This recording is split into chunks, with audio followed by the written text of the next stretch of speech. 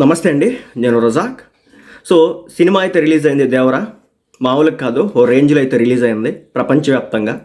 అయితే ఈ సినిమాకి సంబంధించి నేను ఈ ప్రపంచంలోకి వెళ్ళి అత్యంత షార్ట్ రివ్యూ ఇవ్వాలనుకుంటున్నాను. ఎందుకంటే 6 సంవత్సరాల తర్వాత సినిమా వస్తుంది.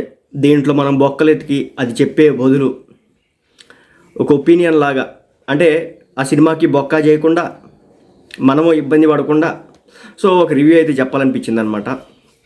ఒకవేళ మీరు ఈ సినిమాకి వెళ్ళాలనుకుంటే ఎలాంటి ఎక్స్పెక్టేషన్స్ లేకుండా కేవలం జూనియర్ ఎన్టీఆర్ గారిని చూడాలి అని ఒక కారణంతో, ఒపీనియన్తో, అభిమానంతో వెళితే మాత్రం మీకు సినిమా అయితే ఒక స్థాయి వరకు అలరిస్తుంది.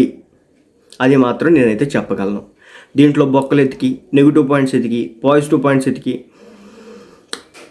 అటు ఇటు చేసి కలగప్పులగం చేసి చెప్పడం కంటే కూడా ఇది బెస్ట్ అనిపించింది. సో స్టోరీ ఎందుకులేండి, ఇంకా నేను లోనకి వెళ్ళను.